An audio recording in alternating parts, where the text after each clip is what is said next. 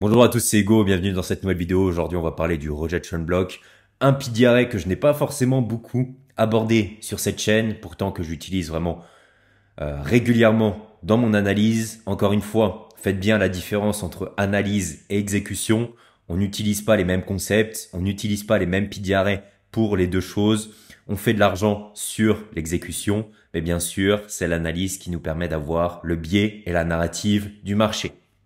Donc, le rejection block, qu'est-ce que c'est? On va simplifier la chose aujourd'hui au maximum. Vous savez que quand on fait une prise de liquidité, vous êtes d'accord qu'on prend l'ancien plus haut ou plus bas. Et quand on dit je prends l'ancien plus haut ou plus bas, c'est qu'on prend les mèches. Ok? On va chercher la liquidité derrière les mèches. Un rejection block, c'est quoi? C'est tout simplement aller chercher la liquidité derrière les corps. Donc ici, admettons, vous voyez, là, qu'est-ce qu'on fait? On va faire comme si ici, on avait énormément de marchés qui s'étaient développés, voilà, et là, c'était une autre bougie.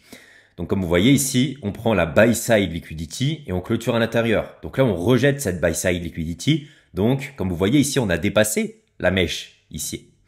Rejection block, c'est quoi? C'est tout simplement, on prend, je vais même faire ça, la buy side liquidity, mais cette fois-ci, la buy side liquidity du corps. Donc, comme vous voyez ici, je ne prends pas la mèche, mais je prends le corps. Et là, vous vous dites, mais au final, la buy side et sell side liquidity, normalement, c'est derrière les plus hauts et les plus bas. Il faut savoir que le corps des bougies, c'est là où on a le plus de volume qui est échangé. Et notamment avec les CFD, les mèches ne sont pas souvent au même endroit selon les brokers. On a surtout énormément de manipulation. Donc, vous aurez toujours les corps des bougies qui seront quasiment tout le temps au même endroit. Par contre, les mèches, elles, diffèrent selon les brokers. Pour faire quand même la petite aparté, par exemple, sur un certain broker, donc Vantage Markets, par exemple, ici cette mèche, elle peut arriver là, ok? Donc là, on prendrait la liquidité. Par contre, sur IC Markets, par exemple, la mèche est là-bas. Donc là, on ne prend pas la liquidité, comme vous voyez. C'est vraiment les brokers qui choisissent la chose. Première chose, c'est pour ça que le rejection block est très utile, notamment sur les CFD. Sur certains brokers, on prendra la liquidité, alors que d'autres, non. Et deuxièmement, de toute façon, la plupart du volume est échangé ici dans ce corps. Donc, ce qui fait que, ici, à ce niveau, on a certes des stops qui sont placés, mais prendre la liquidité ici, derrière les corps, suffit largement. Ok? Donc là, comme vous voyez, on rejette le corps et non la mèche. On va aller directement sur les graphiques pour que vous compreniez la chose. Pour vous montrer comment repérer un rejection block et comment savoir l'utiliser sur le marché, je suis sur le DXY en monthly. Comment repérer un rejection block? Premièrement, un rejection block est une bougie avec une grosse mèche. Ok? Pourquoi? Car on va utiliser cette mèche comme rejection. Je vous rappelle que si on prend la liquidité, du coup, on n'a pas de rejection block. Ici, on aurait pris la liquidité comme ça. Vous êtes d'accord qu'on n'aurait pas eu de rejection block, on aurait la prise de sell side liquidity. Par contre, qu'est-ce qu'on a fait? Ici, comme vous voyez, où est-ce qu'on rejette là? On rejette dans la mèche de cette bougie. Et comme vous voyez, la mèche est énorme, ok? Comparé à ici, là, on n'a quasi rien. Ici, on a une énorme mèche. Et donc ça, c'est un PDRA. Ça s'appelle un rejection block. Donc, c'est pour ça que tout à l'heure, je vous parlais plutôt d'analyse pour utiliser le rejection block plutôt que exécution, car les rejection blocks vont vraiment être utiles sur les hautes time frames. Donc, quand je dis haute, ça peut être aussi utilisé sur du 1 heure, mais n'allez pas l'utiliser sur du 1 minute. Ce n'est pas efficient. Donc ici, comme vous voyez, on rejette à l'intérieur de cette mèche. Il faut savoir une chose sur les rejection blocks et les mèches. Je vais vous l'écrire. Les longues mèches agissent exactement comme des FVG. Ça a la même fonction, ok?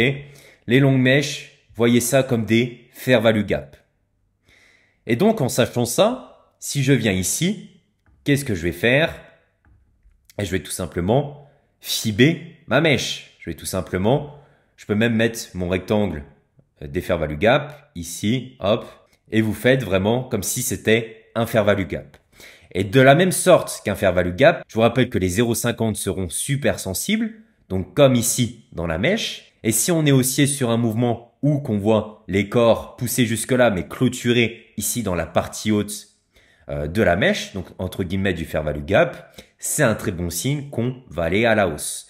Par contre, si ici on clôture, je vous fais le petit graphe, si ici on clôture sous les 0,50, tout comme un fair value gap, ça sent un peu moins bon. On est censé respecter les piliers arrêts. Donc là, j'aurais tendance à vous dire qu'on irait beaucoup plus à la baisse, avant même qu'il y ait la baisse. Vous voyez, c'est pour ça qu'on s'en sert comme analyse. Donc, vous pouvez fiber ces grandes mèches exactement comme des fair value gap et les 0,50 seront un point très sensible. Et regardez ce qu'on a fait ici sur le DXY. C'était vraiment quelque chose d'important. Et ça m'a énormément aidé pour avoir mon analyse durant les mois à venir, parce que je vous rappelle qu'on est sur du monthly ici. À partir du moment où on a tapé ici les 0,50, regardez, on les touche quasiment parfaitement et on rejette. Je vous rappelle que on n'est pas au pips près, on est sur du monthly. Et surtout, on clôture dans la partie haute ici. Ok? Donc dans la partie haute, entre guillemets, du fair value gap. Donc de la mèche. Donc c'est un très bon signe qu'on va partir à la hausse. Ici, au final, on n'a pas pris cette liquidité externe, ok? Mais on a pris la liquidité du corps. Vous voyez bien ici que on est allé beaucoup plus loin que le corps et on a rejeté sur la mèche. Donc ça, c'est un pilier arrêt. Vous avez sûrement déjà vu ça sur le marché, ça s'appelle un rejection block. Un second exemple, cette fois-ci, on est sur du weekly. Donc là, vous voyez, ici, j'ai un top qui semble être fait et on a une énorme rejection. Donc là, vous voyez, la mèche est énorme. Vous savez déjà que sur une time frame comme celle-ci, et en plus avec ce que vous montre ici, cette bougie, qu'on est en présence d'un rejection block. Encore une fois, on va fiber cette mèche. Voilà. Donc, mon but, si je suis haussier, ce sera qu'on clôture au-dessus de ces 0,50. Si je suis baissier, le but, c'est ici qu'on ne dépasse pas avec le corps les 0,50. Donc, on va regarder ce qu'a fait le marché. Donc là, comme vous voyez, ici, on pousse là, mais on voit que les 0,50 ne sont pas dépassés. On clôture toujours en dessous. La mèche suivante, voilà, on a encore du mal. Open ici, on descend là, mais on ne dépasse pas les 0,50. Ici, même chose, on ne dépasse pas les 0,50. Par contre, on touche pile au millimètre les 0,61.8. Donc là, encore une fois, ça peut aussi agir en tant que zone OTE. Je vais pas complexifier la chose aujourd'hui. Je préfère que vous restez focus sur les 0,50. Donc là, on a toujours le corps qui clôture à l'intérieur. On voit vraiment ici que malgré qu'on ait un busy ici, le marché ne passe pas là. On a une énorme résistance. Regardez ici là. On a quand même un gros busy. Mais on joue entre deux piliers arrêts là. Et on voit pour le moment que on ne dépasse pas les 0,50. Donc on serait plus quand même sur un élan bearish malgré qu'il y ait ici le fair value gap.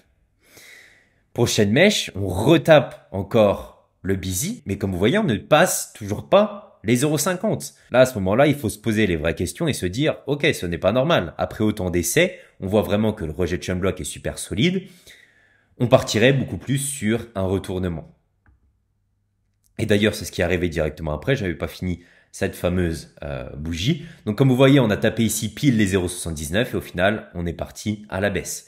Donc là, une énorme résistance à ce niveau des 0,50. On clôture toujours en dessous.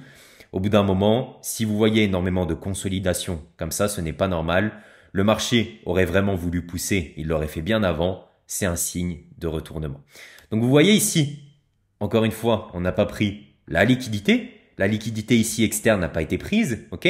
Ici, j'ai pas pris cette buy side liquidity. Par contre, qu'est-ce que j'ai fait? On a pris ici, hop, le corps de cette bougie. Et donc, on a tapé, on a rejeté dans la mèche. C'est le but de ce pilier arrêt. Donc là, on est sur GPP NZD en 4 heures. Comment repérer notre rejection block? Super facile. Regardez ici la taille de cette mèche. On sait directement qu'on est en présence d'un rejection block. Donc, vous pouvez directement le fiber. Ou ici, on va simplifier la chose. On va se servir de ce rectangle. Donc, notre but, si je suis haussier, c'est toujours de rester au-dessus de ces 0,50. À l'inverse, si je souhaite une baisse, à partir du moment où on clôture sous les 0,50, ça peut déjà nous donner la direction.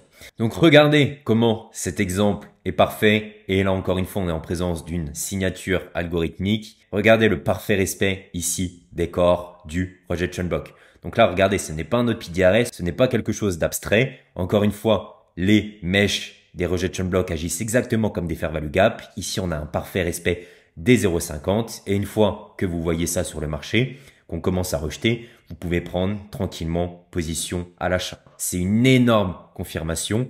Vous pouvez pourquoi pas switcher sur les plus petits time frames pour ensuite trouver d'autres PDRA. Mais là, on est en présence vraiment d'un exemple parfait par le respect précis de ce rejection block. Et encore une fois, comment on sait que c'est un rejection block? Ben, regardez juste la taille ici de cette mèche. Donc voici comment j'utilise personnellement le rejection block.